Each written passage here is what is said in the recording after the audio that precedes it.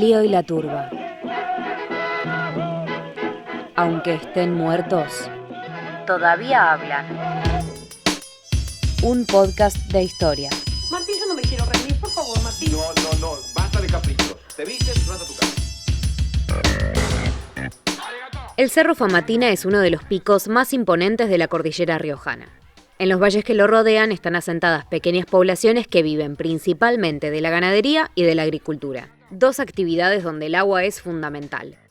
El agua del Famatina fluye montaña abajo hacia un pueblo con menos de 10.000 habitantes, que en los últimos 15 años se convirtió en un ejemplo de organización y resistencia contra el extractivismo en América Latina y en el mundo.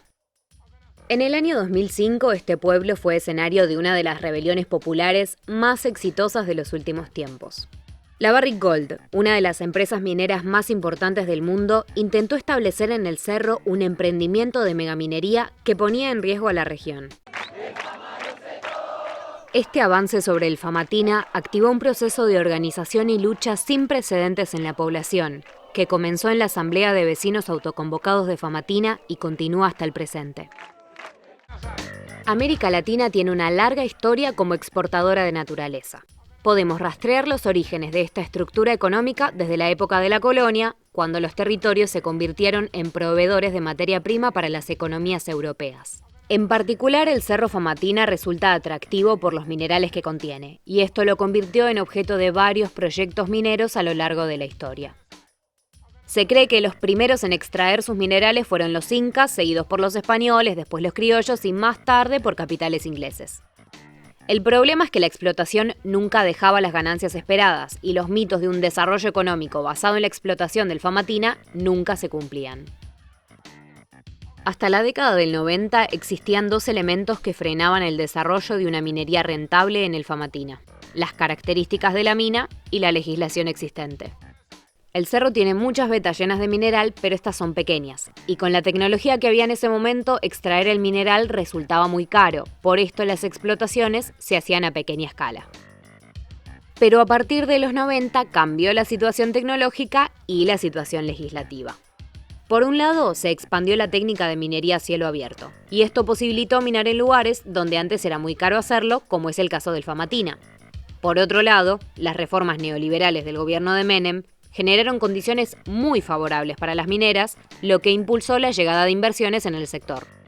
La reglamentación de leyes claves, combinadas con políticas impulsadas en favor de las mineras, como por ejemplo eximirlas de pagar algunos impuestos, creó el escenario ideal para que empresas extranjeras desarrollaran emprendimientos mineros en Argentina. Así, corporaciones como la Barrick Gold tuvieron la oportunidad de dar rienda suelta a sus prácticas más depredadoras y avanzaron colosalmente sobre la naturaleza sin importar los impactos ambientales y causando innumerables trastornos ecosistémicos que alteraron las condiciones de vida de las poblaciones que habitan los territorios afectados. La megaminería llegó a Famatina recién en el año 2005, a diferencia de otros lugares del país que ya habían atravesado la primera ola de explotaciones mineras. Por esto, la población de Famatina tuvo la ventaja de conocer con anticipación las consecuencias que estos proyectos producían en otros territorios cercanos, como es el caso de la mina La Alumbrera en Catamarca. En el documental Acecho a la ilusión del año 2005, dirigido por Patricio Schwanek, podemos encontrar el siguiente testimonio de Rosalinda Flores y su hijo Manuel Casas Flores, donde cuentan las consecuencias que trajo la megaminería a 20 años de su establecimiento. ¿Qué pasó cuando la mina empezó a trabajar, a funcionar? Bueno, ahí ya se cambió todo, ya se empezaron a morir los animales al poco tiempo nomás. De que la mina empezó a trabajar ya se empezó a morir los animales. Porque el dique estaba plano y bueno, ahí tomaban agua. Bueno, ¿en qué año empezó a ser que ustedes ya vieron que sí, que se le morían los animales y después? Y bueno, en el 99 sería ya, cuando ya acá se morían los perros en la casa. Y bueno, las cabras también. Las cabras eran más muchas, tenemos más. Y como ve, ahora no tenemos nada. La megaminería es una técnica de explotación a gran escala pensada para superar las limitaciones de la explotación tradicional. La extracción de minerales se lleva a cabo mediante la explosión de grandes porciones de tierra. Luego se procesan químicamente las rocas obtenidas para extraer los minerales deseados. La Agencia de Protección Ambiental de los Estados Unidos ha demostrado científicamente que estas explosiones a cielo abierto liberan una gran cantidad de metales pesados al ambiente que contaminan el agua y el aire, y obviamente afectan la vida de las personas y de los animales.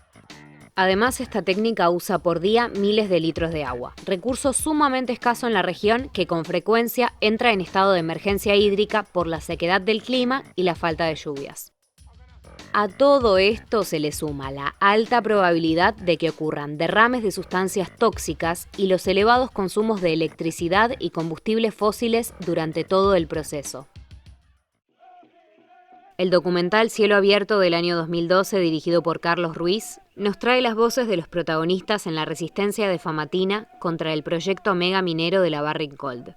El siguiente testimonio es de Carolina Sufich, residente del pueblo y una de las principales promotoras de la organización vecinal.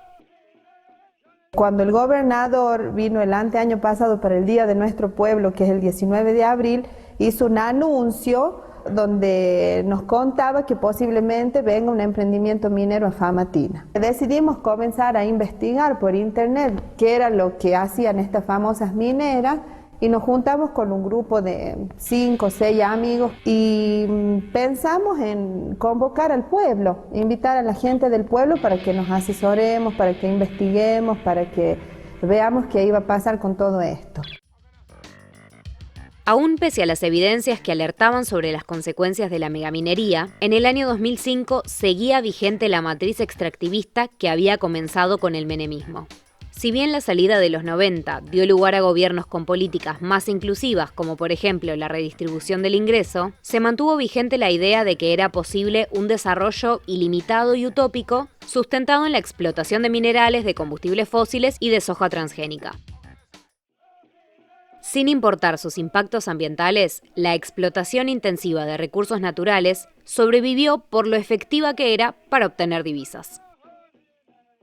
Hasta que convocamos a la primera asamblea. ¿Cómo reunimos a la gente para la primera asamblea?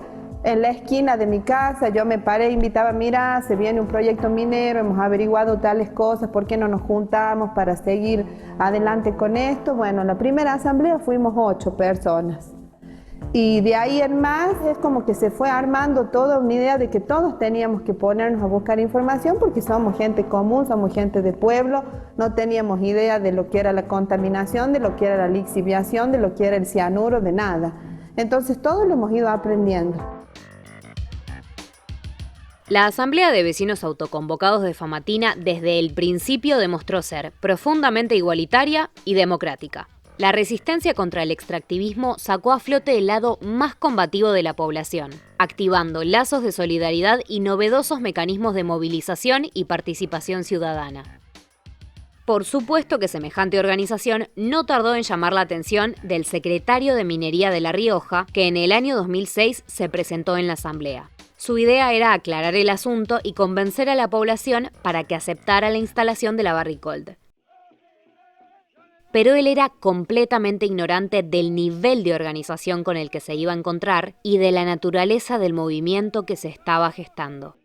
Él llamó diciendo que quería una reunión chica con los cabecillas de la asamblea. Entonces yo le dije que no había ninguna cabecilla, que todos éramos asamblea, todos éramos interesados, todos éramos damnificados en este caso. Se suma en el siguiente testimonio la voz de Karina Díaz Moreno, integrante de la misma organización. Ellos no respondían las preguntas que les íbamos haciendo como pueblo, como gente común. Siempre preguntando o tratando de respondernos con altanería, con bromas tontas, sin respondernos sinceramente, que nunca lo hicieron. Lo que pasa es que ellos no esperaban encontrarse con gente que podía rebatirles algo.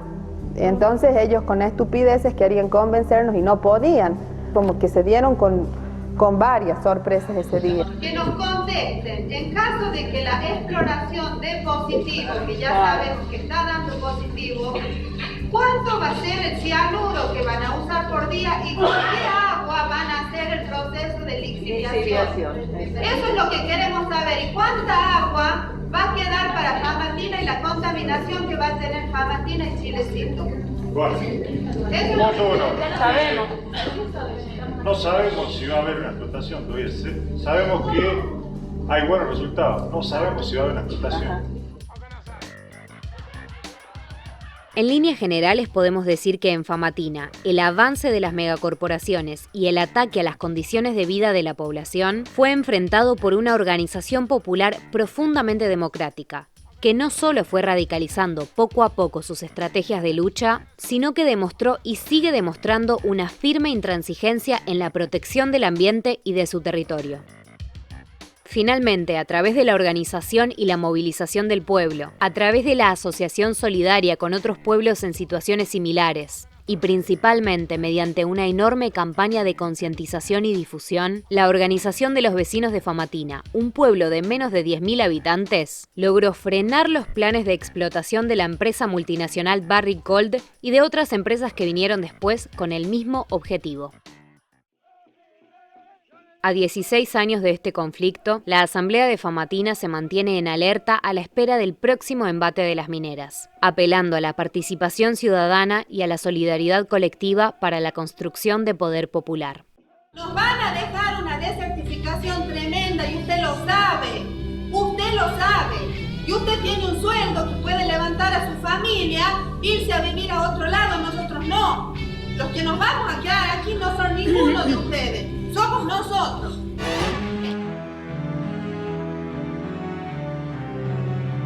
Para la realización de este capítulo fueron consultadas las siguientes fuentes. 4 siglos de minería en La Rioja, Argentina, por Ranulfo Eduardo Bazán. Minas de Famatina, La Rioja, Argentina, por Enrique Orche. Hablemos de megaminería, por la Unión de Asambleas Ciudadanas Chubutenses. El discurso de la minería responsable y el desarrollo sustentable. Notas locales para deconstruir políticas que nos hablan en una lengua global, por Mirta Antonelli. Algunos apuntes acerca de la megaminería a cielo abierto, por el Grupo de Investigación de Economía Ecológica de la Universidad Nacional de Mar del Plata. Si querés saber más sobre la lucha de Famatina contra la megaminería, podés buscar la publicación en @ClioYlaTurba en Instagram. Y de paso, si tenés ganas, también podés suscribirte a este podcast en Spotify, así no te perdés ninguno de los próximos capítulos.